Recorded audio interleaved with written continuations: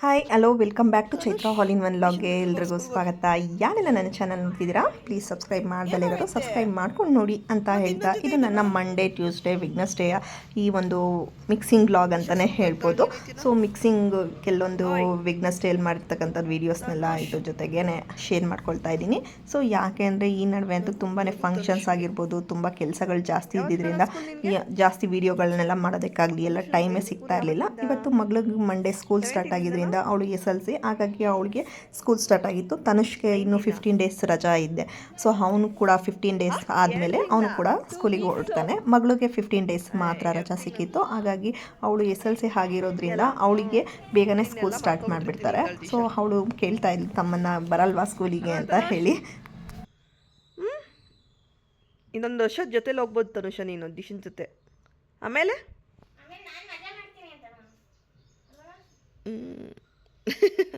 ಅವನಿಗೆ ಬಿಟ್ಟಿದ್ದೆ chance, ಸಿಕ್ಕಿದ್ದೆ chance. ಇವಾಗ ಹೆಂಗಿರು ನೀನು ರಿಸ್ಟ್ರಿಕ್ಷನ್ ಮಾಡ್ತೀಯಾ, ಆವಾಗ ತನುಷನ್ ಹೇಳೋರು ಇರಲ್ಲ ಕೇಳೋರು ಇರಲ್ಲ ಅಂತ ಅಲ್ವನ ತನುಷ? ಇಲ್ಲಿ ಮಾರ್ನಿಂಗು ಬ್ರೇಕ್ಫಾಸ್ಟಿಗೆ ಅಂತ ಹೇಳಿ ಈ ಥರ ಒಂದು ಸಿಂಪಲ್ಲಾಗಿರ್ತಕ್ಕಂಥ ಜೀರಾ ರೈಸ್ ಯಾವ ರೀತಿ ಮಾಡೋದು ಅಂತ ಹೇಳಿ ತೋರಿಸ್ಕೊಡ್ತಾ ಇದ್ದೀನಿ. ಸೊ ಸಿಂಪಲ್ಲಾಗಿ ಆ್ಯಂಡ್ ಕ್ವಿಕ್ ಆ್ಯಂಡ್ ಈಸಿಯಾಗಿ ಮಾಡೋ ಅಂಥದ್ದು. ಮೊದಲಿಗೆ ಇಲ್ಲಿ ಬಾಣಲಿಗೆ ಸ್ವಲ್ಪ ಎಣ್ಣೆ ಹಾಕ್ಕೊಳ್ತಾ ಇದ್ದೀನಿ. ಇದಕ್ಕೆ ಸ್ವಲ್ಪ ತುಪ್ಪನೂ ಸಹ 1 ಟೇಬಲ್ ಸ್ಪೂನಷ್ಟು ತುಪ್ಪ ಸಹ ಆ್ಯಡ್ ಮಾಡ್ಕೊಳ್ತಾ ಇದ್ದೀನಿ. ಸೊ ತುಂಬ ಕ್ವಿಕ್ ಆ್ಯಂಡ್ ಈಸಿಯಾಗಿ ಮಾಡಿರ್ತಕ್ಕಂಥ ಈ ಒಂದು ರೆಸಿಪಿ ನಿಮಗೇನಾದ್ರೂ ಟಿಫನ್ ಮಾಡೋದಕ್ಕೆ ಬೋರ್ ಅಂತ ಅನಿಸ್ದಾಗ, ಜಸ್ಟ್ ರೈಸ್ ಏನಾದರೂ ಇತ್ತು ಅಂದರೆ ಈ ಥರ ಒಂದು ರೆಸಿಪಿನ ಮಾಡಿಕೊಂಡು ಬಿಸಿಯಾಗಿ ತಿಂದರೆ ತುಂಬಾ ಚೆನ್ನಾಗೂ ಕೂಡ ಇರುತ್ತೆ. ಸೊ ಇದು ಮೊದಲಿಗೆ ನಾನು ಇಲ್ಲಿ ಸ್ವಲ್ಪ ಸಾಸಿವೆ ಹಾಕ್ಕೊಂಡೆ. ನಂತರ ಇದಕ್ಕೆ ಜೀರಾ ರೈಸ್ ಆಗಿರೋದ್ರಿಂದ ಸ್ವಲ್ಪ ಜೀರಿಗೆಯನ್ನು ಸ್ವಲ್ಪ ಜಾಸ್ತಿ ಹಾಕ್ಕೊಳ್ಬೇಕಾಗುತ್ತೆ. ನಂತರ ಗೋಡಂಬಿ, ನಂತರ ಈರುಳ್ಳಿ, ಸಣ್ಣಗೆ ಕಟ್ ಮಾಡಿರ್ತಕ್ಕಂಥ ಈರುಳ್ಳಿ, ಕರಿಬೇವಿನ ಸೊಪ್ಪು ಮತ್ತು ಹಸಿಮೆಣಸಿನ್ಕಾಯಿ.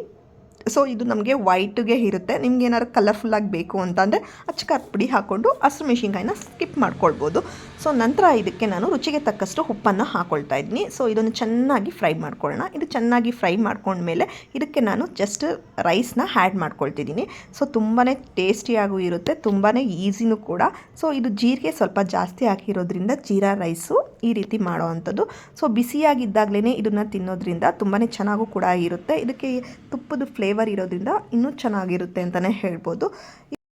ಮಾವಿನಕಾಯಿ ಸೀಸನ್ ನಡೀತಾ ಇರೋದ್ರಿಂದ ಮಾವಿನಕಾಯಿ ಉಪ್ಪಿನಕಾಯಿ ಮಾಡ್ಕೊಳ್ಳೋಣ ಅಂತ ಹೇಳಿ ಇಲ್ಲಿ ಮಾವಿನಕಾಯಿ ಕಟ್ ಮಾಡ್ಕೊಳ್ತಾ ಇದ್ದೀನಿ. ನನಗೆ ಬೇಕಾದಂಥ ಸೈಜಲ್ಲಿ ಈ ಒಂದು ಉಪ್ಪಿನಕಾಯಿ ಹಾಕೊಳ್ಳೋಣ ಅಂತ ಹೇಳಿ ಇದು ಬರೀ ಜಸ್ಟ್ ಒಂದು 6 ಮಂತ್ಸ್ ಆಗೋಷ್ಟು ಮಾತ್ರ ಮಾಡ್ಕೊಳ್ತಾ ಇದ್ದೀನಿ. 1 ವರ್ಷಕ್ಕೆ ಆಗೋಷ್ಟು ಬೇಡ ಅಂತ ಹೇಳಿ. ಜಾಸ್ತಿ ಮನೆಯಲ್ಲಿ ಖಾಲಿ ಆಗೋದಿಲ್ಲ. ನನ್ನ ಮಗ ಮಾತ್ರ ಉಪ್ಪಿನಕಾಯಿ ಜಾಸ್ತಿ ತಿನ್ನೋವಂಥದ್ದು, ಹಾಗಾಗಿ ಅವನಿಗೂ ಇಷ್ಟ ಆಗುತ್ತೆ. ಸೊ ನಾನು ಮನೆಯಲ್ಲಿ ಮಾಡಿದ್ದು ಒಂದು ಎಕ್ಸ್ಪೀರಿಯೆನ್ಸ್ ಆಗುತ್ತೆ ಅಂತ ಹೇಳಿ ಈ ಒಂದು ಮಾವಿನಕಾಯಿ ಫಸ್ಟ್ ಟೈಮ್ ನಾನು ಕೂಡ ಉಪ್ಪಿನಕಾಯಿ ಮಾಡ್ತಿರೋ ಅಂಥದ್ದು. ಪ್ರತಿ ಸಾರಿ ನನಗೆ ನಮ್ಮ ಅಮ್ಮನೇ ಉಪ್ಪಿನಕಾಯಿ ಒಗ್ಗರಣೆ ಎಲ್ಲ ಹಾಕಿ ಕೊಡ್ತಾರೆ, ಬಟ್ ನಾನು ಯಾವತ್ತೂ ಮಾಡಿಲ್ಲ. ಇದೇ ಫಸ್ಟ್ ಟೈಮ್ ನಾನು ಈ ಒಂದು ಮಾವಿನಕಾಯಿ ಉಪ್ಪಿನಕಾಯಿ ಮಾಡೋಣ ಅಂತ ಹೇಳಿ ಪ್ರಯೋಗ ಮಾಡ್ತಾಯಿದ್ದೀನಿ ಅಂತಲೇ ಹೇಳ್ಬೋದು. ಇದಕ್ಕೆ ನಾನು ಏನೆಲ್ಲ ಇಂಗ್ರೀಡಿಯೆಂಟ್ಸ್ನ ಹಾಕಿ ಈ ಒಂದು ಉಪ್ಪಿನಕಾಯಿ ಮಾಡ್ತೀನಿ ಅಂತ ಹೇಳಿ ತೋರಿಸ್ತಾ ಹೋಗ್ತೀನಿ. ಮೊದಲಿಗೆ ಇಲ್ಲಿ ನಾನು ಒಂದು ಮೀಡಿಯಮ್ ಸೈಜಲ್ಲಿ ಮಾವಿನಕಾಯಿ ಕಟ್ ಮಾಡ್ಕೊಳ್ತಾ ಇದ್ದೀನಿ. ಸೊ ಇಲ್ಲಿ ನಾನು 3 ಮಾವಿನಕಾಯಿನ ಕಟ್ ಮಾಡಿಕೊಂಡೆ. ಸೊ ಇದನ್ನು ಚೆನ್ನಾಗಿ ತೊಳೆದ್ಬಿಟ್ಟು ಇದು ನೀರಿನ ಅಂಶ ಮೇಲ್ಗಡೆ ಎಲ್ಲ ನೀಟಾಗಿ ಕ್ಲೀನ್ ಮಾಡಿ ನಂತರ ಇದನ್ನು ಕಟ್ ಮಾಡಿ ಹಾಕ್ಕೊಳ್ತಾ ಇರೋದು. ಸೊ ಇದಕ್ಕೆ ಯಾವುದೇ ರೀತಿ ನೀರಿನ ಅಂಶ ಎಲ್ಲ ಸೇರಿಸಿದ್ರೆ ಅದು ಬೇಗನೆ ಹಾಳಾಗೋಗ್ಬಿಡುತ್ತೆ. ಹಾಗಾಗಿ ಯಾವುದೇ ಕಾರಣಕ್ಕೂ ನೀರಿನ ಅಂಶ ಇಲ್ಲದೇ ಇರೋ ರೀತಿ ನೀವು ಈ ಒಂದು ಉಪ್ಪಿನಕಾಯಿನ ಮಾಡ್ಕೊಳ್ಬೇಕು. ಸೊ ನಂತರ ಇದಕ್ಕೆ ನಾನು ಉಪ್ಪನ್ನು ಹಾಕ್ಕೊಳ್ತಾ ಇದ್ದೀನಿ. ಸೊ ಸುಮಾರು ಆ ಒಂದು ಮಾವಿನಕಾಯಿ ಎಲ್ಲ ಚೆನ್ನಾಗಿ ನೆನಿಬೇಕು. ಅಂದರೆ 1 ದಿವಸನಾದರೂ ಆ ಒಂದು ಮಾವಿನಕಾಯಿ ಮೇಲೆ ಇರ್ತಕ್ಕಂಥ ತಿರುಳೆಲ್ಲ ಚೆನ್ನಾಗಿ ಈ ಒಂದು ಉಪ್ಪಲ್ಲಿ ಚೆನ್ನಾಗಿ ನೆಂದರೆ ಸೊ ತುಂಬಾ ಚೆನ್ನಾಗೂ ಕೂಡ ಇರುತ್ತೆ. ಅದಕ್ಕೆ ಉಪ್ಪು ಸಹ ಚೆನ್ನಾಗಿ ಹಿಡಿದಿರುತ್ತೆ. ನಾನು ಈ ರೀತಿ ಮಾಡಿ 1 ದಿವಸ ಅದನ್ನು ಹಾಗೆ ಇಟ್ಬಿಟ್ಟಿದ್ದೆ. ಸೊ ನಂತರ ನೆಕ್ಸ್ಟ್ ಡೇಗೆ ಇದಕ್ಕೆ ನಾನು ಖಾರನ ಸೇರಿಸಿದ್ದು. ಸೊ ಇದು ಒಂದು ಖಾರ ಮಾಡ್ಕೊಳ್ಳೋದಕ್ಕೆ ತುಂಬಾ ಈಸಿ. ನೀವು ಹಾಗೆ ಖಾರದ ಪೌಡರ್ನೂ ಸಹ ನೀವು ಒಗ್ಗರಣೆ ಹಾಕಿಬಿಟ್ಟು ಸೇರಿಸ್ಕೊಳ್ಬೋದು. ಡೈರೆಕ್ಟಾಗಿ ಖಾರದ ಪುಡಿ ಸೇರಿಸ್ಬಿಟ್ಟು ನಂತರನೂ ಸಹ ನೀವು ಒಗ್ಗರಣೆ ಹಾಕ್ಕೊಳ್ಬೋದು. ಇಲ್ಲಿ ನಾನು ಯಾವುದೇ ರೀತಿ ಡೈರೆಕ್ಟಾಗಿ ನಾನು ಖಾರದ ಪುಡಿ ಸೇರಿಸಿಲ್ಲ. ಒಗ್ಗರಣೆಗೆ ಯಾವ ರೀತಿ ಖಾರದ ಪುಡಿ ಸೇರಿಸಿ ಮಾಡ್ತೀನಿ ಅಂತ ಹೇಳಿ ತೋರಿಸ್ತೀನಿ. ಇಲ್ಲಿ ಸ್ವಲ್ಪ ಮೆಂತ್ಯ ಕಾಳನ್ನ ಹುರ್ಕೊಳ್ತಾ ಇದ್ದೀನಿ. ಇದು ಜಾಸ್ತಿ ಮೆಂತ್ಯ ಕಾಳು ಯೂಸ್ ಮಾಡೋದು ಬೇಡ, ಏಕೆಂದರೆ ಕಹಿ ಕಹಿ ಆಗಿಬಿಡುತ್ತೆ. ಹಾಗಾಗಿ ನಂತರ ಇಲ್ಲಿ ಎಣ್ಣೆ ಸ್ವಲ್ಪ ಜಾಸ್ತಿನೇ ತೆಗೆದುಕೊಂಡಿದ್ದೀನಿ. ಇದಕ್ಕೆ ಸಾಸಿವೆ ಹಾಕ್ಕೊಳ್ತಾ ಇದ್ದೀನಿ. ನಂತರ ಇದಕ್ಕೆ ಜಜ್ಜಿರ್ತಕ್ಕಂಥ ಬೆಳ್ಳುಳ್ಳಿನ ಹಾಕ್ಕೊಳ್ತಾ ಇದ್ದೀನಿ. ಇದಕ್ಕೆ ಸ್ವಲ್ಪ ಜೀರಿಗೆ. ಬೆಳ್ಳುಳ್ಳಿನ ನೀವು ಹಾಗೆ ಉಂಡೆ ಸಮೇತನೂ ಸಹ ನೀವು ಮಾವಿನಕಾಯಿಗೆ ಆ್ಯಡ್ ಮಾಡ್ಕೊಳ್ಬೋದು ಅಥವಾ ಜಜ್ಜಿನೂ ಕೂಡ ನೀವು ಹಾಕ್ಕೊಳ್ಬೋದು. ನಂತರ ಇದಕ್ಕೆ ನಾನು ಕರಿಬೇವಿನ ಸೊಪ್ಪನ್ನು ಹಾಕ್ಕೊಳ್ತಾ ಇದ್ದೀನಿ. ಸೊ ಕರಿಬೇವಿನ ಸೊಪ್ಪು, ಜೀರಿಗೆ, ಸಾಸಿವೆ, ಎಣ್ಣೆ ಜಾಸ್ತಿ ಆದಷ್ಟು ಜಾಸ್ತಿ ಇದ್ದರೆ ಒಳ್ಳೆಯದು. ನಂತರ ಇಲ್ಲಿ ಜಜ್ಜಿರ್ತಕ್ಕಂಥ ಬೆಳ್ಳುಳ್ಳಿ. ಸೊ ಬೆಳ್ಳುಳ್ಳಿ ನಾನು ಯಾಕೆ ಜಜ್ಜಿ ಹಾಕ್ಕೊಂಡಿದ್ದೀನಿ ಅಂತಂದರೆ ಮಕ್ಕಳು ಬೆಳ್ಳುಳ್ಳಿನ ಸಪ್ರೇಟಾಗಿ ಎತ್ತಿಡ್ತಾರೆ. ಆದರೆ ಜಜ್ಜಿ ಎಲ್ಲ ಹಾಕ್ಬಿಟ್ಟು ಮಿಕ್ಸ್ ಮಾಡಿಬಿಟ್ರೆ ಅವ್ರಿಗೆ ಬೆಳ್ಳುಳ್ಳಿ ಒಂದು ಗೊತ್ತಾಗೋದಿಲ್ಲ. ಸೊ ಬೆಳ್ಳುಳ್ಳಿ ಹಾಕಿದ್ದಾರೆ ಅನ್ನೋದು ಅವರಿಗೆ ಗೊತ್ತಾಗೋದಿಲ್ಲ. ಹಾಗಾಗಿ ನಾನು ಈ ರೀತಿ ಜಜ್ಜಿ ಎಲ್ಲ ಮಿಕ್ಸಿಂಗ್ ಮಾಡ್ಕೊಂಡ್ಬಿಟ್ಟಿದ್ದೀನಿ. ಸೊ ನಂತರ ಇದಕ್ಕೆ ನಾನು ಸ್ವಲ್ಪ ಅರಿಶಿನ, ಸ್ವಲ್ಪ ಹಿಂಗು, ಸ್ವಲ್ಪ ಅರಿಶಿನ ಹಾಕ್ಕೊಳ್ತಾ ಇದ್ದೀನಿ ಕಲ್ಲರ್ ಬರೋದಕ್ಕೆ ಅಂತ ಹೇಳಿ. ನಂತರ ನಾವು ಆಲ್ರೆಡಿ ಹುರಿದಿಟ್ಕೊಂಡಿರ್ತಕ್ಕಂಥ ಮೆಂತ್ಯದ ಕಾಳು ಪೌಡರ್ನ ಮಾಡಿಟ್ಕೊಂಡಿದ್ದೀನಿ. ಸೊ ಅದನ್ನು ಹಾಕ್ಕೊಳ್ತಾ ಇದ್ದೀನಿ. ಇದು ನಿಮಗೆ ಬೇಡ ಅಂದರೂ ಸಹ ನೀವು ಇದನ್ನು ಸ್ಕಿಪ್ ಮಾಡ್ಕೊಳ್ಬೋದು. ಬಟ್ ಇದು ಟೇಸ್ಟ್ ಬಂದು ಉಪ್ಪಿನಕಾಯಿಗೆ ಹಾಕೋದಕ್ಕೆ ತುಂಬಾ ಚೆನ್ನಾಗೂ ಇರುತ್ತೆ. ಸೊ ಟೇಸ್ಟು ಕೂಡ ಬೇರೆ ಥರನೇ ಇರುತ್ತೆ. ಇದಕ್ಕೆ ನಾನು ಹಿಂಗನ್ನು ಹಾಕ್ಕೊಳ್ತಾ ಇದ್ದೀನಿ. ನೀವು ಹಿಂಗು ನಿಮಗೂ ಎಷ್ಟು ಬೇಕೋ ಅಷ್ಟು ಹಾಕ್ಕೊಳ್ಬೋದು.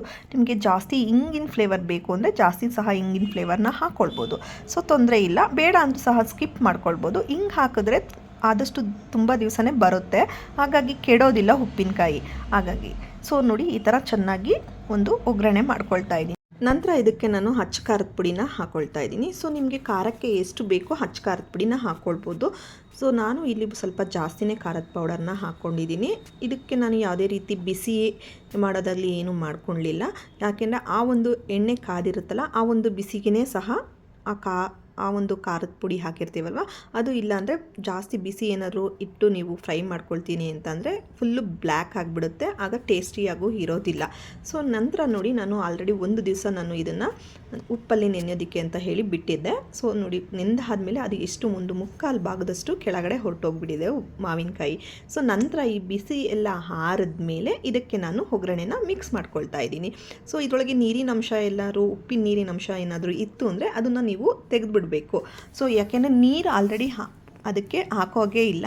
ಆ ಒಂದು ನೀರಿನ ಅಂಶ ಎಲ್ಲ ಜಾಸ್ತಿ ಇದ್ದರೆ ಉಪ್ಪಿನಕಾಯಿ ಬೇಗ ಹಾಳಾಗಿಬಿಡುತ್ತೆ. ಹಾಗಾಗಿ ಸೊ ನಂತರ ನೀರು ಮಾವಿನಕಾಯಿ ನೆಂದಿದ್ದರಿಂದ ಆ ಒಂದು ನೀರಿನ ಅಂಶ ಎಲ್ಲ ತೆಗೆದಾದ್ಮೇಲೆ ಇದಕ್ಕೆ ಮತ್ತೆ ನಾನು ಪುಡಿ ಉಪ್ಪನ್ನು ಸೇರಿಸಿ ಮಿಕ್ಸಿಂಗ್ ಮಾಡ್ಕೊಳ್ತೀನಿ. ಸೊ ನೋಡಿ ಈ ಥರ ಮಿಕ್ಸಿಂಗ್ ಮಾಡಿಕೊಂಡು ನೀವು ಬೇರೆ ಪಾತ್ರೆಯಲ್ಲಿ ಮಿಕ್ಸ್ ಮಾಡಿ ನಂತರ ಇದಕ್ಕೆ ನಾನು ಫಿಲ್ ಮಾಡ್ಕೊಳ್ಬೋದು. ಸೊ ಫಿಲ್ ಮಾಡಿಕೊಂಡು ನೀವು ಒಂದು ಫ್ರಿಜ್ಜಲ್ಲಿ ನೀವು ಇದನ್ನು ಇಟ್ಕೊಂಡು ಸುಮಾರು ಒಂದು 6 ತಿಂಗಳ ಕಾಲ ಇದನ್ನು ನಾವು ಯೂಸ್ ಮಾಡ್ಕೊಳ್ಬೋದು. ಸೊ ನೋಡಿದ್ರಲ್ಲ, ಸೊ ತುಂಬಾ ಚೆನ್ನಾಗೂ ಕೂಡ ಬಂತು. ಫಸ್ಟ್ ಟೈಮ್ ಮಾಡಿದ್ರಿಂದ ತುಂಬಾ ಚೆನ್ನಾಗೂ ಕೂಡ ಇತ್ತು ಅಂತಲೇ ಹೇಳ್ಬೋದು. ಸೊ ಇಲ್ಲಿ ನಾನು ಒಂದು ನನ್ನ ಕಸ್ಟಮರ್ಗೆ ಅಂತ ಹೇಳಿ ಒಂದು ಸ್ಯಾರಿ ಟ್ಯಾಸಲ್ಸ್ ಮಾಡಿದ್ದೆ. ಈ ಒಂದು ಸ್ಯಾರಿ ಟ್ಯಾಸಲ್ಸ್ ಮಾಡೋದೇ ನನಗೆ ಟೈಮ್ ಆಗ್ತಿತ್ತು, ಹಾಗಾಗಿ ಬೇರೆ ವೀಡಿಯೋಸ್ನೆಲ್ಲ ಮಾಡೋದಕ್ಕೆ ಆಗ್ತಿರ್ಲಿಲ್ಲ. ಇದು ಒಂದು ಸೆಲ್ಫ್ ಕಲರ್ ಆಗಿರೋದ್ರಿಂದ ಈ ಥರ ಒಂದು ಸ್ಯಾರಿ ಕುಚ್ಚನ್ನು ಹಾಕಿದ್ದೀನಿ. ಸೊ ರಿಂಗ್ ಬೀಡ್ ಬಳಸಿ ಈ ಒಂದು ಕ್ರೋಶಾ ಕುಚ್ಚು ಡಿಸೈನ್ ಮಾಡಿರ್ತಕ್ಕಂಥದ್ದು. ಸೊ ತುಂಬಾ ಚೆನ್ನಾಗೂ ಕೂಡ ಕಾಣಿಸ್ತಿತ್ತು. ಇದಕ್ಕೆ ಯಾವುದೇ ರೀತಿ ಕಾಂಟ್ರಾಸ್ಟ್ ಇಲ್ದಲೇ ಇರೋದ್ರಿಂದ ಈ ರೀತಿ ಡಿಸೈನ್ ಮಾಡೋಣ ಅಂತ ಹೇಳಿ ನಾನೇ ಓನಾಗಿ ಡಿಸೈನ್ ಇಟ್ಕೊಂಡು ಮಾಡಿರ್ತಕ್ಕಂಥದ್ದು. ಸೊ ತುಂಬ ಬ್ಯೂಟಿಫುಲ್ ಆಗಿತ್ತು ಅಂತಲೇ ಹೇಳ್ಬೋದು. ಸೊ ಈ ಥರ ಏನಾದರೂ ನಿಮಗೆ ಟ್ಯಾಸಲ್ಸ್ ಎಲ್ಲ ಬೇಕು ಅಂತಂದರೆ ನನ್ನ ಒಂದು ಡಿಸ್ಕ್ರಿಪ್ಷನ್ ಬಾಕ್ಸಲ್ಲಿ ನನ್ನ ಒಂದು ವಾಟ್ಸಪ್ ನಂಬರ್ನ ಮೆನ್ಷನ್ ಮಾಡಿರ್ತೀನಿ. ನೀವು ಕೂಡ ವಾಟ್ಸಪ್ ಕಾಂಟ್ಯಾಕ್ಟ್ ಮಾಡಿ ನೀವು ಕೂಡ ಈ ಒಂದು ಸ್ಯಾರಿ ಟ್ಯಾಸಲ್ಸ್ನ ಮಾಡಿಸ್ಕೊಳ್ಬೋದು. ಸೊ ತುಂಬಾ ಚೆನ್ನಾಗೂ ಕೂಡ ಇತ್ತು ಅಂತಲೇ ಹೇಳ್ಬೋದು. ಇದು ನನ್ನ ಫ್ರೆಂಡ್ ಕೂಡ ಮತ್ತು ನನ್ನ ಕಸ್ಟಮರ್ ಅಂತಲೂ ಹೇಳ್ಬೋದು. ಸೊ ತುಂಬಾ ಬ್ಯೂಟಿಫುಲ್ಲಾಗೂ ಕೂಡ ಬಂದಿತ್ತು. ಸೊ ಇದು ಎಲ್ಲೋ ಅಂತ ಗೋಲ್ಡ್ ಕಲರ್ ಇರೋದ್ರಿಂದ ಸ್ವಲ್ಪ ಲೈಟಲ್ಲಿ ಡಿಮ್ಮಾಗಿ ಕಾಣಿಸ್ತಿರ್ಬೋದು. ಸೊ ತುಂಬಾ ರಿಯಲ್ಲಾಗಿ ನೋಡಬೇಕಾದ್ರೆ ತುಂಬಾ ಬ್ಯೂಟಿಫುಲ್ ಆಗಿತ್ತು ಅಂತಲೇ ಹೇಳ್ಬೋದು. ಸೊ ಈ ಥರ ಕೆಲವೊಂದು ಟ್ಯಾಸಲ್ಸ್ ಮಾಡೋ ಟೈಮಲ್ಲಿ ತುಂಬಾ ಟೈಮ್ ಕೂಡ ಹಿಡಿಯುತ್ತೆ. ಹಾಗಾಗಿ ಆ ಒಂದು ಟೈಮು ನಾವು ಯಾವ ರೀತಿ ಮಾಡ್ತೀವಿ ಅನ್ನೋದ್ರ ಮೇಲೂ ಡಿಪೆಂಡ್ ಇರುತ್ತೆ. ಸೊ ಶಾಪಲ್ಲೂ ಸ್ವಲ್ಪ ಕೆಲಸ ಇದ್ದಿದ್ದರಿಂದ ಕೆಲವೊಂದು ವೀಡಿಯೋಸ್ನೆಲ್ಲ ಮಾಡೋದಕ್ಕೆ ಆಗ್ತಿರಲಿಲ್ಲ. ಸೊ ಈ ಥರ ಒಂದು ಸ್ಯಾರಿ ಕುಚ್ಚನ್ನು ಮಾಡಿದ್ದೆ. ಸೊ ನಂತರ ಇನ್ನೊಂದು ಕಡೆ ಸೈಡು ನನ್ನ ಕಸ್ಟಮರ್ಗೆ ಅಂತ ಹೇಳಿ ಈ ಥರ ಒಂದು ಹ್ಯಾಂಡ್ ವರ್ಕ್ ಡಿಸೈನ್ನ ಕೂಡ ಮಾಡಿಸ್ತಾ ಇದ್ದೆ. ಸೊ ಈ ಒಂದು ಹ್ಯಾಂಡ್ ವರ್ಕ್ ಡಿಸೈನ್ ಬಂದು ಫುಲ್ಲು ಬ್ರೈಡಲ್ಲು ಮತ್ತು ತುಂಬಾ ಒಂದು ಬೀಡ್ಸ್ ಇರೋ ಅಂಥದ್ದು. ಸ್ವಲ್ಪ ಥ್ರೆಡ್ ನಾಟ್ಸ್ ಎಲ್ಲ ಕಡಿಮೆ, ಸ್ವಲ್ಪ ಜಾಸ್ತಿ ಬೀಡ್ಸ್ ಇರೋ ಅಂಥದ್ದು. ಸೊ ಈ ಒಂದು ವರ್ಕು ಕೂಡ ತುಂಬಾ ಚೆನ್ನಾಗಿ ಕೂಡ ಬಂದಿದೆ. ಸೊ ಈ ಒಂದು ಹ್ಯಾಂಡ್ ವರ್ಕು ಮಾಡಬೇಕಾದ್ರೆ ನಾನು ಹೋಗಿ ಬೇಗ ಮಾಡಿಕೊಡಿ ಅಂತ ಹೇಳಿ ಕೇಳೋ ಟೈಮಲ್ಲಿ ಅವರು ಹ್ಯಾಂಡ್ ವರ್ಕ್ ಮಾಡ್ತಾಯಿದ್ರು, ಆವಾಗ ವಿಡಿಯೋ ಮಾಡಿರ್ತಕ್ಕಂಥದ್ದು.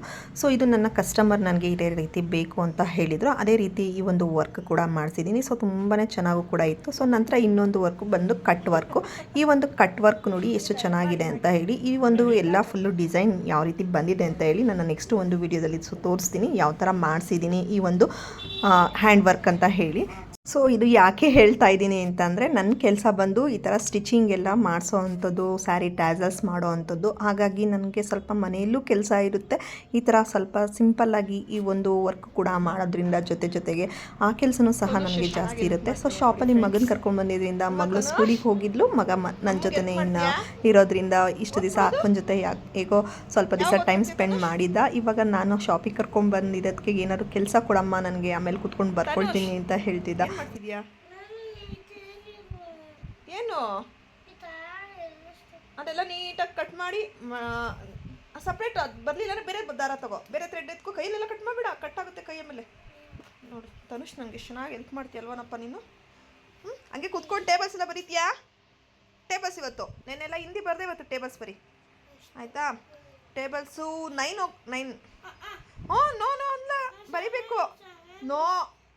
ನೋ ಮಗನೇ, ನೀನು ಸ್ಕೂಲ್ಗೆ ಹೋಗೋಷ್ಟೊತ್ತಿಗೆ 9-10 ಕಲ್ತಿರ್ಬೇಕು ತನುಷ್, ಆಯಿತಾ? ಇನ್ನು 15 ಡೇಸಲ್ಲಿ 9-10 ಕಲ್ತ್ಕೊಂತಾನೆ ತನುಷ್, ಅಲ್ವನಪ್ಪ? ಇವಾಗ ಹಿಂದಿ ಎಲ್ಲ ಬರುತ್ತಲ್ವಾ? ಹಿಂದಿ ಎಲ್ಲ ಎಲ್ಲಿವರೆಗೂ ಬರುತ್ತೆ ಹಿಂದಿ?